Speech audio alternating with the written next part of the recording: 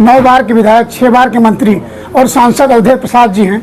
आपको सर्वप्रथम जय श्री राम के साथ कहूँगा, क्योंकि भाजपा जय श्री राम बोलती है, लेकिन आपने जय श्री राम के साथ बढ़कर आगे बढ़ा है। इस जीत में किसका श्रेय है सर? ये जो जीत है इसके लिए देवतुल्य मतदाताओं जी और प्रभु श्री राम, हनुमान जी, सभी देवी देवता और हमारे नेता आदरणीय अखिलेश यादव को श्रेय है, जीत का श्रेय है जी। जिन्होंने एक ऐसी सीट जिसकी तरफ देश और दुनिया के लोगों की निगाहें लगी रही चुनाव के पहले, और जब चुनाव आज हो गया तो पूरे देश और दुनिया में चर्चा है। और दो तरह की चर्चाएं हैं। एक चर्चा है कि भारतीय जनता पार्टी की हार का कारण क्या है जी। भारतीय जनता पार्टी हारी क्यों। दूसरी चर्चा है समाजवादी पार्टी इंडिया गठबंधन का उम्मीदवार अवधेश प्रसाद कैसे जीते, उनकी जीत का क्या कारण है और भारतीय जनता पार्टी की हार का कारण है। आज ये दो सवाल, बहुत विकट सवाल है सर। ये देश और दुनिया में इन सवालों पे आज चर्चा हो रही है। हर आदमी, आज देश की जनता जानना चाहती है, जो कहते थे हम राम को लाए हैं, लेकिन राम जी ने जो राम को लाए थे उनको विदा कर दिया और अवधेश जी का राज तिलक कर दिया सर। देखिए ऐसा है, ये राम को लाने की जो बात कही जा रही है ये तो बिल्कुल बेबुनियादी बात है जी। राम आज नहीं आए हैं। 20 जनवरी को जब उद्घाटन हुआ प्राण प्रतिष्ठा का, तो भारतीय जनता पार्टी के लोग कहते हैं हम राम को लाए हैं। तो राम तो आदि अनाथ काल से आए हैं भाई जी। राम को लाने वाला कोई दूर नहीं है। एंड नोबडी विल बिलीव कि ये राम को हम लाए। राम को ये लाए नहीं है, बल्कि राम के नाम पर इन्होंने राजनीति की है जी। राम के नाम पर इन्होंने व्यापार किया है और राम के नाम पर इन्होंने सारे देश में जो है महंगाई पैदा किया है, बेरोजगारी पैदा किया है और व्यापार किया है। कि राम के लाने वाले लोग नहीं हैं, राम के नाम पर राजनीति करने वाले लोग। और जिसका नतीजा हुआ कि ये पूरी तरह से ये पराजित हुए हैं। और यही नहीं, ये तो अयोध्या से भी शुरुआत है। जी जी। पूरे देश में इनका सफाया हो जाएगा। अभी परसों चुनाव हुआ है ना जी, बद्रीनाथ भी आपने जीत लिया है। परसों चुनाव हुआ है ना जी। तो भी 12 सीटें थी या 13 सीटें 13 सीटें थी, 10 पीडी है, 10 जीता 10 है। जो है इंडिया गठबंधन जी जीता है। 1 निर्दल और 2 भाजपा। जी तो इसी से आप पूरी तरह अंदाजा लगा सकते हैं कि इनका पूरे देश से सफाया होगा। और इस देश में जो हमारे नेताओं ने, आदरणीय अखिलेश जी ने, आदरणीय राहुल जी ने और आदरणीय अन्य नेताओं ने जो इंडिया गठबंधन पार्टी बनाई है, देश को संकट से बचाने के लिए, बाबा साहब भीमराव अंबेडकर के संविधान को बचाने के लिए, इस देश में लोकतंत्र की हिफाजत के लिए और इस देश के करोड़ों करोड़ों नौजवानों को बेरोजगारी से उबारने के लिए, उनको सरकारी नौकरी देने के लिए।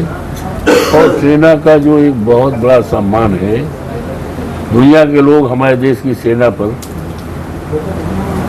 लोहा मानते हैं। जी।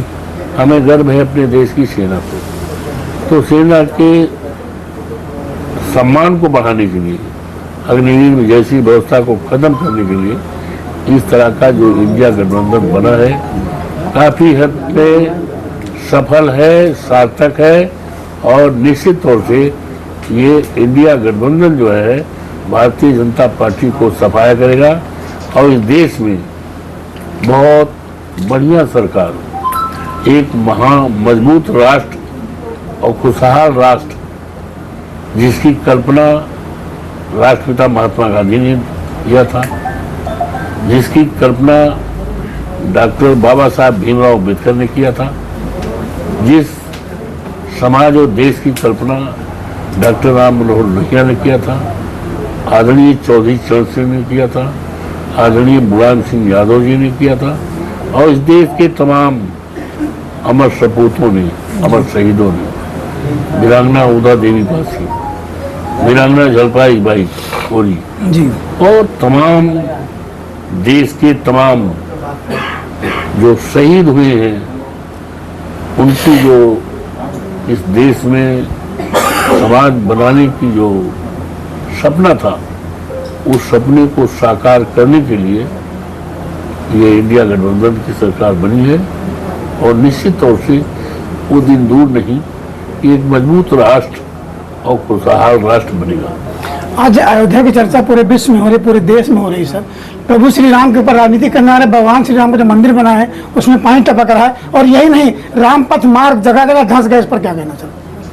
ऐसा है, अब अयोध्या की महान जनता ने इस बात का संदेश पूरे देश और दुनिया में दिया है कि अब धर्म पर आधारित राजनीति नहीं चलेगी, नफरत की राजनीति नहीं चलेगी, सांप्रदायिकता का अंत हुआ है जी और भाईचारा की विजय हुई है। इस देश में भाईचारा चलेगा, आपसदारी चलेगी और हमारे प्रदेश की जो गंगा जमुनी संस्कृति है, तहजीब, वो चलेगी।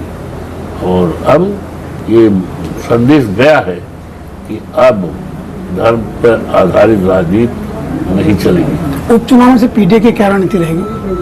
सारी जीतेगी। उपचुनाव में हमारी जीत, सारी सीटें जीतेंगी और जब 27 का चुनाव होगा तो उत्तर प्रदेश में भारतीय जनता पार्टी इस लायक भी नहीं रहेगी कि विपक्ष में बैठने लगेगी। जो सीट से मिल्कीपुर आपने छोड़ी, यहाँ का प्रत्याशी कौन होगा? अब इसको हमारे नेता तय करेंगे, आदरणीय अखिलेश यादव जी हमारे नेता हैं जी, वो तय करेंगे, वो तय करेंगे। अवधेश जी, क्या आप प्रभु श्री राम के समर्पित राम भक्त हैं? No doubt, my virtue of my worth. अंग्रेजी जानते हो नहीं? जी बिल्कुल जानता हूँ, कहाँ तक पढ़े हो? LLB किया हूँ sir. LLB। By virtue of my birth I am entitled to say जी that I am the real Ram Bhakt because my grandfather's name was Ram Nival. My brother's name was Ram Awadh. My mama's name was Parsuram. My father-in-law's name was Ram Sevak.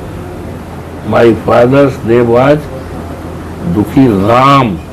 So by virtue of my birth, I am entitled to say that I am the real Ram Bhakt. Awadhesh के रग रग में राम बसा है sir, तो फिर No doubt. Ram की कृपा है, 9 बार के मेले हुए हैं, 4 बार के मेले में सर हुए हैं और आज प्रभु राम की कृपा है कि जहाँ से भारतीय जनता पार्टी ने राजनीति पूरे देश में किया था, जी पूरे देश में जांच किया था, वहाँ से उनका खात्मा हुआ है और खात्मा नहीं, शुरुआत हुआ, इनका सफाया होगा। आज की सरकार से नया प्रचलन चला है, कोई रिटायर हो जाता है उसको सेवा विस्तार दे दिया जाता है, सरकारी नौकरी में ठेकेदारी प्रथा चल रही, इस पर क्या कहेंगे सर?